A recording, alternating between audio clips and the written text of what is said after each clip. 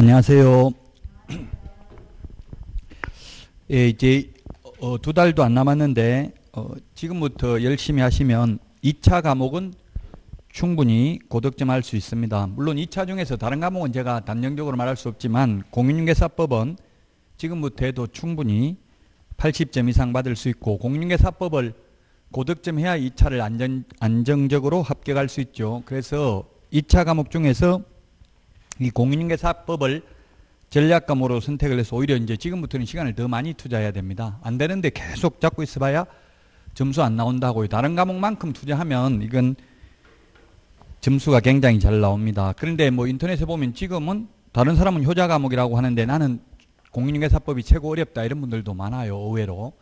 지금은 당연히 고통받아야 될 시기고, 예, 거듭되는 고통을 받다 보면 10월 31일 날 가슴 벅찬 혈을 느끼게 될 것입니다. 예, 자, 그래서 실전 모의고사 2회 1번 문제 시작하도록 하겠습니다. 1번, 이거 시험에 반드시 출제되죠. 용어의 정의는.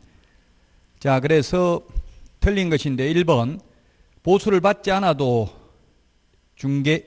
않고 행한 중개행위도 공인중개사법 규율 대상이 된다. 예, 맞습니다.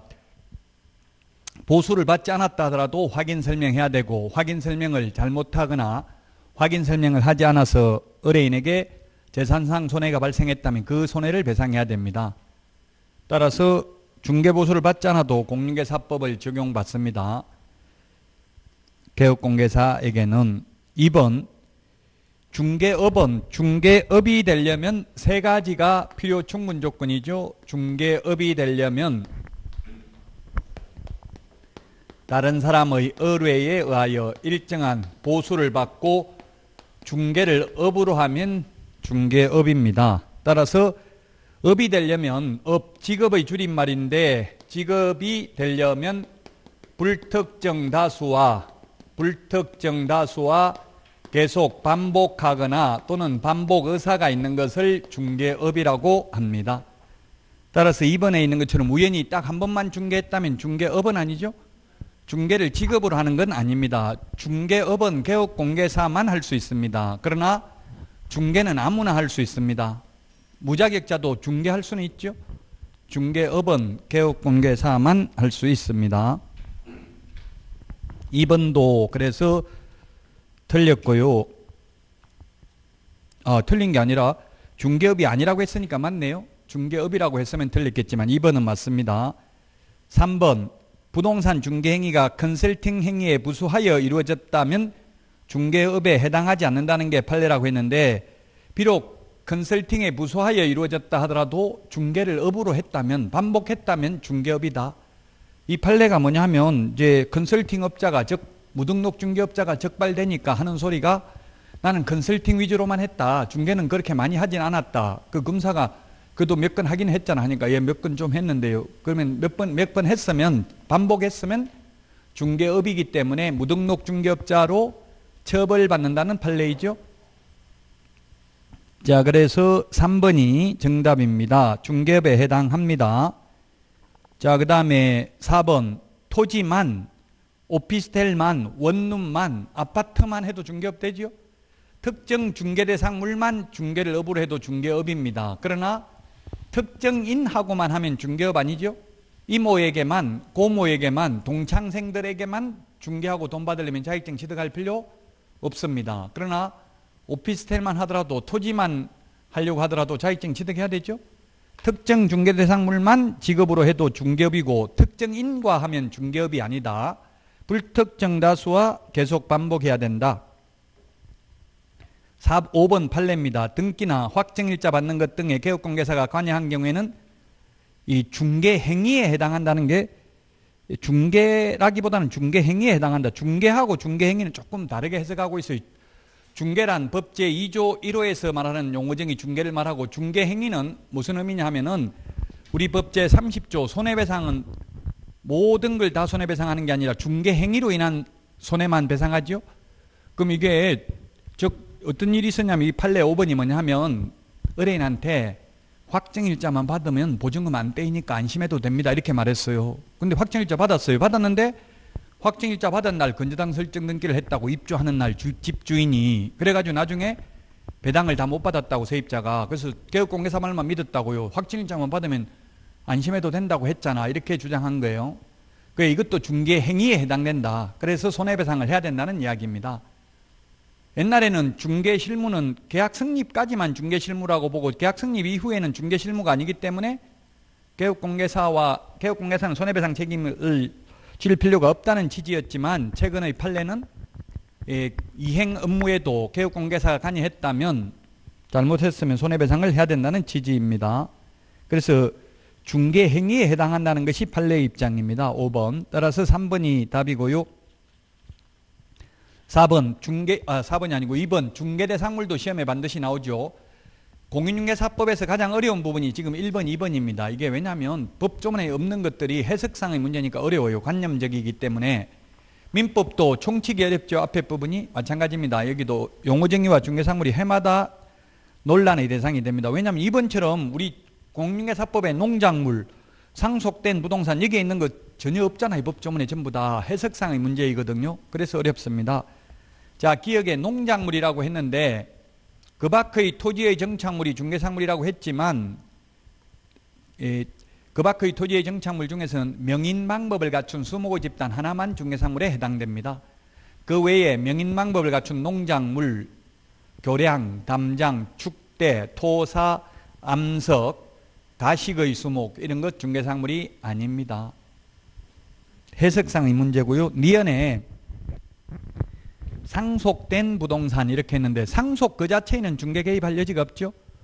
상속은 법정 지분에 따라 상속이 되잖아요. 불효자식도 상속받고 그 다음에 자녀를 부양하지 아니한 부모도 상속받잖아요. 지금 현행 민법 상속 규정에 의하면. 그래서 상속 그 자체에는 개입 여지가 없어요. 법정 지분에 따라 상속이 되니까 직계 비속이 1순위고요. 그 다음에 뭐 이런 순위가 상속 순위가 정해져 있잖아요. 그래서 상속 그 자체에는 중개 개입 여지가 없지만 상속된 부동산은 상속인 소유니까 중개상물 되겠죠. 마찬가지로 시험에 이런 것도 출제됐어요. 증여 그 자체는 중개 개입 여지가 없지만 증여받은 전답 이렇게 하면 이건 수정자 거니까 이제 중개상물이 되겠죠. 증여 그 자체에는 개입 여지가 없지만 받았으니까 받은 사람 거니까 중개상물 된다고요. 그래서 상속된 부동산, 상속인 소유니까 중개상물 된다. 상속인이 살아있는 사람이고 피상속인이 죽은 사람이죠. 피상속당한 사람, 피자가 있으면 상속된 부동산 상속인 소유니까 중개상물 되고요. 디귿 이른바 대토권, 대토권이라는 건 이주자 택지를 공급받을 수 있는 지위입니다. 대토, 대신 토지로 받는 권리입니다. 뭐 대신에? 현금 보상 대신에. 이건 어디에 나오냐면 공익사업을 위한 토지 취득 및 보상에 관한 법률에 나오는데 현금 보상 대신 토지로 받을 수 있는 권리를 이른바 대토권이라고 하는데 위치와 면적이 특정되기 전에 대토권은 중개상물이 아니라는 게 판례이고요. 그 다음에 리얼의 이동식 세차장 구조물도 마찬가지입니다. 콘크리트 지반 위에 볼트 조립 방식으로 기둥을 세우고 지붕을 덮은 다음 3면에 천막이나 유리를 설치한 소위 이동식 세차장 구조물은 건축법상 건축물이지만 민법 99조 1항에서 말하는 부동산은 아니므로 건축물은 아니므로 중개상물이 아니라는 게 판례의 입장입니다. 따라서 중개상물이 아니기 때문에 왜 이런 판례가 나왔냐면 무등록 중개업자가 이 우리 주유소에 기름 넣으면 주유하면 공짜로 세차해 주는 기계 있죠? 그 3건을 한 건당 500만 원씩 받고 중개를 했어요. 근데 옆에 중개업소에서 고발했다고요. 무등록 중개업자로. 그러나 판례는 중개상물이 아니기 때문에 중개상물이 아닌 거는 아무나 중개도 상관없죠. 그래서 무등록 중개업자로 처벌할 수 없다는 판례라고요. 따라서 2번의 답은 3번 니은 하나만 중개상물입니다. 3번 역시 중개대상물인데 1번에 있는 모든 용도, 지역, 지구, 구역은 전부 중개상물입니다. 개인 땅이라는 전제하에서 국가 땅이나 지자체 땅이다 이런 말이 없는 한 군사기지 및 군사시설 보호구역, 문화재 보호구역, 모든 용도, 지역, 지구, 구역 약 350개 다 암기할 수 없죠. 수변구역, 접도구역, 연안구역, 하천구역 전부 중개상물 됩니다. 행위 제한만 되는 거지 거래 자체를 못하는 건 아니잖아요. 물론 국가 땅이라는 말이 있으면 안 되겠지만, 그 다음에 2번에 미래의 건축물도 중개상물이다. 즉 동호수가 특정된 아파트 분양권도 미래의 건축물로서 중개상물이죠. 그 다음에 3번 미등기 무허가 건물도 중개대상물입니다. 그 다음에 등기 안 돼 있다 말만 하면 돼요. 4번, 5번은 시험에 잘 안 나오는 지문입니다. 왜냐하면 현실적으로 임목이나 공장재단을 중개하는 일은 없으니까 현실적으로 없는 것은 시험에 잘 안 나온다고요. 뭐라고 되어 있냐면 모든 건 민법도 보면 부동산 중개와 관련되는 부분 이렇게 딱 명시되어 있어요. 따라서 민법에서 예를 들면 전세권이 시험에 많이 나오겠어요? 저당권이 시험에 많이 나오겠어요? 저당권, 건저당을 많이 설정하지만 은행 융자 받으면 전세권 설정 등기 하는 거는 거의 없잖아요. 현실적으로 임차권 확정일자만 받잖아요. 그래서 전세권보다는 저당권이 시험에 많이 나온다고요. 마찬가지로 이게 4번, 5번은 너무 심려치 마시라고요. 지금 여러분들이 공부하면서 전혀 안 들어보고 태어나서 처음 들어보는 건 중요한 게 아니라고 보면 돼요. 많이 들어봤는데 헷갈리는 게 그게 중요한 거지. 이 낯선 지문이 나오면 너무 그런데 집착할 필요는 없다는 이야기입니다. 자, 임목의 등기번호는 토지 등기사항증명서 표제부를 통해서 확인할 수 있습니다. 표제부에 임목 등록번호가 기재되어 있습니다. 5번이 답인데 공장재단은 수개의 여러 개의 공장이 각각 다른 소유자인 경우에도 공장재단을 설정할 수 있습니다. 공장 및 광업재단 저당법에 보면 있습니다. 그렇게 중요한 지문은 아닙니다. 답은 5번입니다. 자, 여기까지가 이제 어려운 내용이었고요. 이제 4번부터는 법조문에 있는 거니까 어렵지 않습니다. 4번도 공인중개사 제도에 대해서 시험에 한 문제 출제됩니다. 1번 계략적 사항은 예정 공고는 매년 2월 28일까지죠. 확정 공고가 90일 전까지고요. 그래서 1번 틀렸고요. 그 다음에 2번은 접수기간 내에 접수를 취소하면 100% 다 돌려주죠.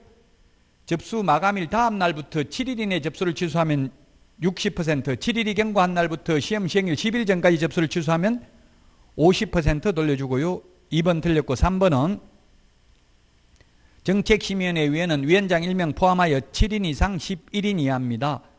제가 위원회 4개 위원회 비교하는 거 프린터 내드렸습니다. 그래서 3번 틀렸고요. 4번은 모두라고 했는데 자격 취득에 관한 사항만 시도지사가 따라야 됩니다. 자격 취득에 관한 사항만. 4번 틀렸고 5번 정책심의위원회의 운영에 관한 사항은 심의위원회 의결을 거쳐서 위원장이 정합니다. 이 공인중개사 정책심의위원회를 말하는 겁니다. 5번이 정답입니다. 공인중개사 정책심의위원회, 공제운영위원회, 주택임대차위원회, 주택임대차 분쟁조정위원회, 그 다음에 상가건물임대차 분쟁조정위원회 5개 위원회가 있습니다. 상가임대차위원회라는 것도 생기기는 생기는데 그거는 11월 1일부터 시행되기 때문에 이번 시험에는 반영이 안 됩니다. 그래서 5개 위원회 비교하는 프린터 좀 보시고요. 주택임대차 분쟁조정위원회와 상가건물임대차 분쟁조정위원회는 똑같습니다. 다만 차이 나는 게 상가건물임대차 분쟁조정위원회는 권리금에 대한 분쟁을 조정할 수 있다는 거 그거 하나만 차이 나요. 나머지는 다 똑같습니다.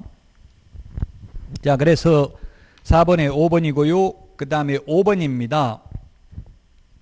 틀린 것은 했는데 1번 자격증 사본은 제출하지 않습니다. 등록할 때 실무교육 수료증 사본은 반드시 제출해야 된다 했는데 우리 암기 프린터 2번에 동그라미 1번 2번에 동그라미 1번에 보면 맨 뒤에 가로 안에 전자적 확인 X 이렇게 적어놨죠. 이 말은 전자적으로 확인이 가능한 경우는 제출 안 해도 된다 이 말이 길게 적을 수가 없어 이렇게 해놓은 거예요.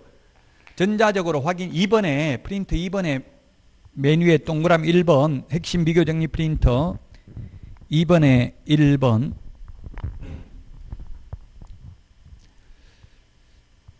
그래서 5번에 1번이 틀렸습니다. 전자적으로 확인이 가능한 경우에는 제출 안 해도 됩니다. 그 다음에 2번 등록 신청 시 당해 지자체 조례가 정하는 수수료 내죠. 우리 암기 프린터 52번에 보면 수수료 내는 거 정해져 있고요. 그 다음에 처리기간은 7일 이내 7일은 우리 암기 프린터 2번에 맨 밑에서 두 번째 까만 별표에 있습니다. 7일 이내에 등록 처분 통지를 합니다.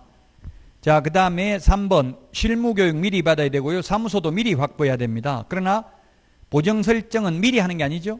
등록 후 업무 개시 전에, 인장 등록은 등록 신청하면서 해도 되고 업무 개시 전까지 하면 됩니다. 따라서 미리 인장 등록을 해야 되는 것은 아닙니다. 그 다음에 4번에 협동조합도 자본금 5천만 원 이상 해야 되고 사회적 협동조합은 안 된다. 우리 암기 프린터 3번에 동그라미 1번, 3번에 동그라미 1번 프린터, 상법상 회사이거나 협동조합 기본법상 협동조합으로서 자본금 5천만 원 이상 해야 되는데 가로 안에 사회적 협동조합은 제외라고 돼 있죠. 사회적 협동조합은 중개법인이 될 수 없습니다. 이 협동조합 기본법에 의한 협동조합하고 농업협동조합법에 의한 지역농협하고는 달라요. 그럼 농업협동조합법에 의한 지역농협은 자본금이 얼마 이상 해야 됩니까? 1,000만 원이 아니고 자본금 규정이 없어요. 적용이 안 돼요. 등록 기준을 적용 안 하니까. 특수법인. 협동조합 기본법에 의한 지역농협은 특수법인이고 농업협동조합법에 의한 협동조합은 농업협동조합법이 아니라 협동조합 기본법에 의한 협동조합은 일반 법인이고 농업협동조합법에 의한 지역농협은 특수법인이라는 점을 구분해야 됩니다. 자, 그 다음에 5번 휴업 중인 사무소는 가능하지만 업무정지 기간 중에 있는 사무소를 이용하여 등록 신청할 수는 없다. 업무정지 기간 중에는 공동으로 사용할 수 없죠. 그래서 5번의 답 1번입니다. 1번. 그 다음에 6번입니다. 결격 사유에 해당되지 않는 자는 했는데 1번 특별 사면은 3년 지나야 되고요. 그 다음에 형의 시효 완성 2번 3년 지나야 됩니다. 우리 암기 프린트 31번에 있습니다. 그 다음에 3번 업무정지 기간 중에 결격 사유입니다. 4번이 답이고요. 5번에 이 법 위반으로 300만 원 이상 벌금 받으면 3년 지나야 되죠. 그래서 결격 사유인데 4번은 업무정지 발생하고 업무정지하고 발생 사이에 업무정지 사유 발생 후 사유라고 적으세요. 발생 앞에 업무정지 사유 발생 후 업무정지 처분 당시 임원 또는 사원으로 선임되었던 자는 결격 사유 아니다. 자, 이게 뭐냐 하면은 오늘이 며칠입니까? 2020년 오늘이 며칠이죠? 9월 7일 업무정지에 해당되는 위반 업무정지에 해당되는 위반을 했다고요. 위반 행위를 했고 10월 7일 날 갑이라는 임원이 선임되었다. 임원이 선임되었고요. 그 다음에 2020년 11월 7일 날 업무정지 처분을 6개월 받았다 하더라도 이 갑은 6개월 동안 결격 사유에 해당된다 안 된다? 해당되지 않는다고요. 왜? 위반행위 할 때는 근무 안 했잖아요. 이 사람 기책 사유는 없죠. 그래서 업무정지 처분 당시가 아니라 사유 발생 당시에 임원이 어떤 자입니다. 따라서 이건 4번이 시험에 출제됐습니다. 4번입니다. 업무정지 사유 발생 후 사유 발생할 때는 근무 안 했잖아요. 사유 발생 후 취직했다 하더라도 이 사람은 업무정지 당하면 그만둬버리고 다른 데 가서 취직하거나 개업할 수 있다는 이야기입니다. 그래서 6번의 답 4번입니다. 우리 암기 프린트는 31번에 있는데 이 결격 사유는 해마다 시험에 출제됩니다. 지금 우리 이게 9월 10월이 중요한 거는 이 모의고사는 다 중요한 파트. 이 지금 문제 있는 파트에서 시험에 반드시 나온다고요. 꼭 이 문제 그대로는 똑같이 5문제 절대 안 나오겠죠. 이 문제 그대로.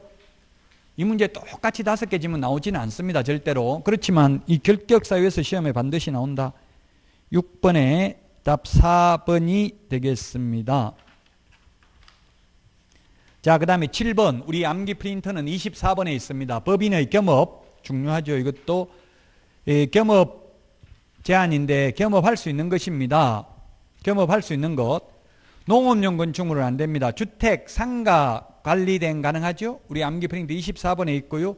니은 주택, 임대, 관리, 대행업 가능합니다. 관리 대행업이나 뭐 관리업이나 같다고 봐야 되겠죠. 니은은 가능합니다. 근데 디귿은 중개업의 경영기법이나 경영정보 제공인데 요건 개업 공개사를 대상으로만 가능합니다. 그래서 누구를 대상으로 가능한지 이걸 안 적어놔가지고 틀린 것으로 봤습니다. 개업 공개사를 대상으로 가능하고 시험에는 공인중개사를 대상으로 X로 출제됐죠. 개업공개사를 대상으로만 디귿이 가능합니다. 그래서 개업공개사를 대상으로 이 말이 빠졌다고 X라고요. 디귿. 네.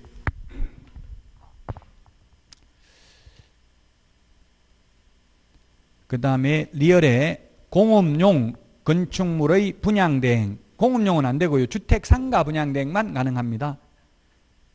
아마 디귿처럼 이렇게 바꿔서 낸 적은 없어요. 그러니까 이거 한번 틀리보고 확실하게 알아라는 의미예요. 이게 미음에 주거 이전에 부수되는 용역업. 용역업은 안 되고 용역알선업만 됩니다. 용역이라는 건 노무 제공, 서비스업입니다. 즉 이삿짐센터, 도배업체를 직접 운영하는 건 안 되고 소개시키는 것만 가능하다고요. 알선업만. 용역업은 안 되고 용역알선업만 됩니다. 7번에 2번이 되겠습니다. 그 다음에 8번 법인의 분사무소 1번인데요. 옳은 것은 이것도 사실은 조금 논란의 여지가 있죠. 반드시 이런 말이 들어가 있어서 특수법인은 그러하지 아니하죠. 지역농협이나 산업단지관리기관, 지역산림조합, 한국자산관리공사는 공인중개사가 아니라도 되잖아요. 지금 이게 만약에 문제에 공인중개사법상 이런 말이 들어갔다면 이게 1번이 확실하게 맞는데 공인중개사법상 이런 말 없잖아요. 그 다른 특별법에 의하면 책임자 아니라도 되죠. 그 공인중개사법상은 책임자가 공인중개사여야 합니다. 그 우리 암기 프린트 3번에 맨 위에 특수법인은 분사무소 책임자 요건 미적용이라고 돼 있죠. 3번 맨 위에 까만 별표. 실제 시험 똑같이 안 나온다고 했어요. 이렇게. 그러니까 취지만 이해하시면 돼요. 1번이 답이고요. 근데 이렇게 나오더라도 여기서는 1번밖에 답을 할 게 없어요. 왜냐하면 2번은 분사무소 둘이라는 경우 분사무소 등록관청에 신고하는 게 아니라 주된사무소 등록관청입니다. 기출문제 이런 식으로 나왔는데요. 엄밀히 말하면 이게 분사무소 등록관청이라는 표현은 적절하진 않아요. 왜냐하면 우리 법 제9조에 보면 등록관청이란 주된사무소 소재지 시장군수구청장을 말한다 이렇게 딱 돼 있어요. 명시돼 있어요. 그래서 여기서 분사무소 등록관청이라는 말은 분사무소 소재지 시장군수구청장이라는 의미예요. 엄격하게 말하면 이게 논란의 여지는 있는데 기출문제에도 근데 이렇게 논란의 여지가 있게 출제됐어요. 정확하게 표현하려면 분사무소 소재지 시장군수구청장에게 신고해야 한다. 이렇게 해서 X 주된사무소 등록관청입니다. 우리 암기 프린트 4번에 까만 별표 세 번째 까만 별표 분사무소 설치신고, 이전신고, 분사무소 휴업신고, 인장등록, 업무정지 모두 어디다 한다? 주된사무소 등록관청이라고 돼 있잖아요. 3번 프린트 3번이 아니고 4번에 세 번째 까만 별표 밑줄 치세요. 4번 프린트 4번에 세 번째 까만 별표 있죠. 자, 그 다음에 3번 분사무소 설치신고 시 책임자 자격증이 첨부돼야 된다. 우리 암기 프린트 51번에 보면은 동그라미 2번 첨부되지 않습니다. 동그라미 2번. 동그라미 1번, 2번 그 51번 프린트 동그라미 1번 뒤에 1번부터 3번은 자격증 미제출이라고 돼 있잖아요. 4번, 5번은 자격증 제출이고요. 4번. 그 1번부터 5번 잘 구분해야 됩니다. 그래서 분사무소 설치할 때는 자격증 제출하지 않습니다. 근데 4번 보정설정 증명서류 제출하지 않아도 된다 했는데 보정설정 증명서류는 우리 암기 프린트 56번에 동그라미 2번 밑줄 치세요. 56번에 동그라미 1번, 2번, 3번 2번은 분사무소 설치 신고할 때는 미리 보정 설정해야 된다고 돼 있죠. 미리 해서 분사무소 설치 신고할 때 제출해야 됩니다. 2번, 3번은 미리입니다. 미리. 보정 설정 시기 중요하고요. 5번 신고를 받은 주된사무소 등록관청은 분사무소 등록관청에 서류를 송부한다. 이게 분사무소 등록관청이 아니라 시장군수구청장으로 해야 정확한 표현이라고 했죠. 분사무소는 송부하지 않습니다. 왜냐하면 분사무소 이전 신고, 분사무소 설치 신고 전부 다 어디다가 해요? 주된사무소 등록관청에서 하니까 주된사무소 등록관청에 보관하고 있고 송부 안 한다고요. 분사무소 이전할 경우에는. 분사무소의 경우에는 송부하지 않는다. 송부서류 우리 암기 프린트 18번에 맨 밑에 두 번째 까만 별표에 있는데 송부하는 게 등록대장, 등록신청서류, 최근 1년간 행정처분서류 3개 송부하는데 분사무소의 경우는 송부 안 한다고요. 왜? 주된사무소 등록관청에 신고하고 전부 주된사무소 등록관청이 주무관청이기 때문에 송부하지 않습니다. 8번에 1번이 답이고요. 그 다음에 9번 1번은 고용인이 의뢰인에게 민사상 손해를 입히면 개업공개사는 양벌규정은 형사사건의 양벌규정이 적용되죠. 민사사건은 법 제15조 2항 고용인의 업무상 행위는 그를 고용한 개업공개사의 행위라고 본다라는 규정에 의해서 부진적 연대 책임이 있습니다. 그래서 양벌규정은 형사사건에 적용이 됩니다. 2번은 개업공개사가 고용인의 위반 행위를 방지하기 위하여 상당한 주의와 감독을 게을리하지 아니한 경우에는 손해배상 책임이 없다. 손해배상은 무과실 책임입니다. 개업공개사 잘못이 없어도 손해배상은 해야 됩니다. 단 양벌규정에 의해서 형사책임은 과실 책임이니까 과실이 없으면 양벌규정에 의해서 벌금은 받지 않죠. 그 다음에 3번은 직원이 잘못했을 때 동일한 벌금형이 아니라 해당 조에 규정된 벌금형입니다. 직원이 잘못해서 1,000만 원 벌금 선고받아도 사장은 1,000만 원 이하 벌금을 받는다고요. 해당 조에 규정된 벌금형이지 똑같은 액수 벌금을 받는 게 아니라고요. 양벌 규정에 있습니다. 그래서 3번 틀렸고 4번은 직원 잘못으로 양벌 규정에 의해서 300만 원 이상 벌금 받아도 이는 이 법에 의한 벌금이 아니라는 게 판례입니다. 본인 잘못해서 받은 벌금만 해당된다. 따라서 결격 사유가 아니다. 그러므로 등록을 반드시 취소해야 되는 것은 아니다. 5번 고용인이 이중소속 금지행위를 해도 개업공개사가 등록 취소 업무정지 같은 행정처분을 받을 수 있다. 예. 즉 민사책임과 행정상 책임은 무과실 책임입니다. 법 제15조 2항 소속공개사 또는 중개보조원의 업무상 행위는 그를 고용한 개업공개사의 행위로 본다. 추정한다는 말은 없어요. 우리 공인중개사법에는 본다. 딱 한 번밖에 안 나와요. 법 15조 2항. 그래서 9번엔 답 5번입니다. 10번 이전 옳은 것은 했는데 1번 이전 신고는 즉시 처리되는 게 아니라 7일 이내에 이전 신고하면 7일 이내에 처리해야 됩니다. 이전 신고는 옮기고 나서 10일 이내에 신고해야 되죠. 신고하면 7일 이내에 처리를 해야 되고요. 그 다음에 2번은 관할구역 밖으로 옮기면 이전 후 등록관청에 신고해야 됩니다.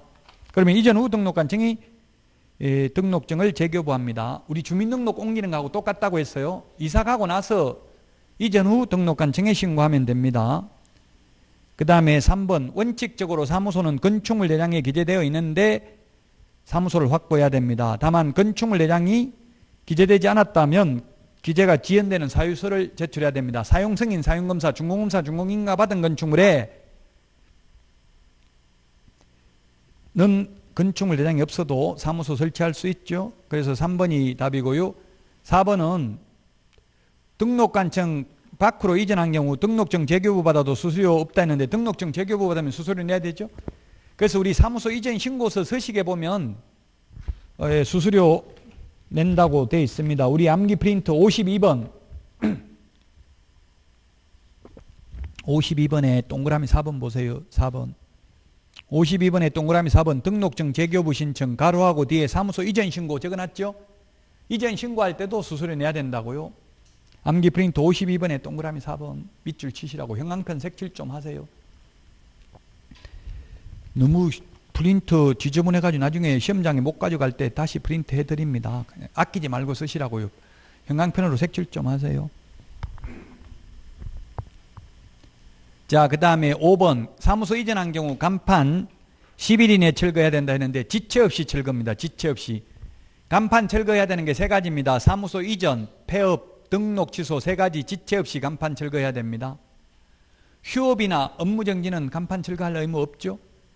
간판 철거 명령을 등록관청이 할 수 있는데 따르지 않는 경우에는 행정 대집행법에 따라 대집행합니다. 간판 철거는 행정 대집행법, 청무는 행정절차법, 과태료 이의신청은 질서 위반행위 규제법입니다. 법 이름은 기억해야 됩니다. 10번에 답 3번이 되겠습니다. 11번 휴폐업에 대해서 틀린 것인데 1번 휴업은 원칙적으로 6월을 초과할 수 없습니다. 휴업, 업무정지 모두 6월을 초과할 수 없습니다. 우리 암기 프린트 42번에 6월 정리해놨습니다. 동그라미 11번에 있습니다. 11번 암기 프린트 42번 11번. 그래서 11번 6월 나와 있는 거 한번 다 적어보세요. 그리고 무슨 말인지 모르면 자꾸 법조문에 찾아봐야 되게 말을 줄여놨기 때문에 무슨 말인지 모를 수도 있죠. 6월 정리해놓은 거 42번에 6월 15개 정리해놨습니다. 자, 그 다음에 2번 분사무소만 휴업신고나 폐업신고할 수 있지만 주된 사무소만 휴업신고나 폐업신고할 수는 없다 했는데 주된 사무소만 휴업신고할 수 있고요. 주된 사무소 폐업신고하면 어떻게 되겠어요? 분사무소도 다 업무 못하는 거죠. 분사무소는 등록을 한 게 아니잖아요. 주된 사무소 폐업해버리면 분사무소도 다 업무 못합니다. 3번 휴업신고와 폐업신고는 전자문서로 할 수 있지만 변경신고, 재개신고는 할 수 없지만 변경신고, 재개신고는 전자문서 가능하다. 예, 폐업신고는 전자문서 불가능합니다. 우리 암기 프린트 50번 맨 밑에 보면 전자문서 불가능한 거 적어놨습니다. 고용관계 종료신고, 폐업신고 적어놨죠? 50번 맨 밑에. 그 다음에 한 명이 신고를 거부해서 단독으로 부동산거래 신고하거나 해제 신고하는 경우 주소, 전화번호, 휴대전화번호 정정신청, 면적 변경 없이 가격 변경, 공급가액, 옵션 비용 변경 신고는 전자문서 안 된다. 50번 맨 밑에 까만 별표 전자문서 불가능한 거 적어놨습니다. 암기하셔야 되겠습니다. 전자문서가 불가능한 것은 혼자서 단독으로 하는 것은 공무원이 사실 여부를 확인해야 되고요. 또 휴폐업신고는 왜 전자문서가 안 되냐면 등록증을 반납하러 가야 되잖아요. 그래서 전자문서가 안 된다고요. 따라서 3번 맞고요. 4번 법인이 개업공개사가 사망하거나 법인이 해산한 경우 폐업신고나 등록증 반납은 하지 않아도 된다 했는데 우리 프린트 51번 프린트 밑줄 치세요. 51번 맨 밑에 44번 사망하면 등록증 미제출 폐업신고도 안 한다. 근데 46번 해산을 하면 법인의 대표자이었던 자가 등록증을 7일 이내에 반납해야 됩니다. 대표자이었던 자가 7일 이내에 반납해야 된다고요. 따라서 폐업신고나 등록증 반납하지 않아도 된다 했는데 법인이 해산한 경우에는 반납해야 됩니다. 그렇죠? 조금 바람직하지 않네요. 이거는 4번은 법인이 해산한 경우에는 누가 반납한다고요? 대표자이었던 자가 반납해야 됩니다. 5번 휴업, 폐업, 변경, 재개신고하지 않는 경우 시행령 별표에 의한 과태료는 20만 원이다. 30만 원이 아니고 20만 원입니다. 5번이 틀렸습니다. 우리 이 핵심 비교정리 프린트 2장 가지고 80점은 받을 수 있어요. 이제 이 2장 위주로 보셔야 돼요. 요약집도 너무 이제 두꺼워요. 이제는 100만 원 이하의 과태료가 암기 프린트 26번에 있습니다. 26번에 보면은 26번에 명칭 프린트 26번에 명칭 광 반납 보이게 휴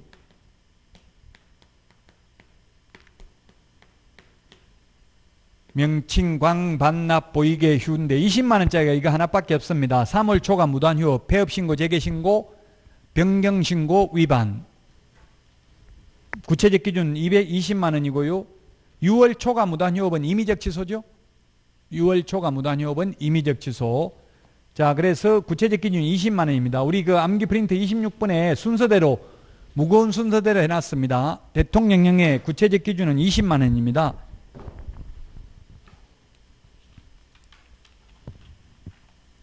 그래서 11번에는 답이 5번이 되겠습니다. 자, 여기까지 하고 12번부터 쉬었다가 하도록 하겠습니다.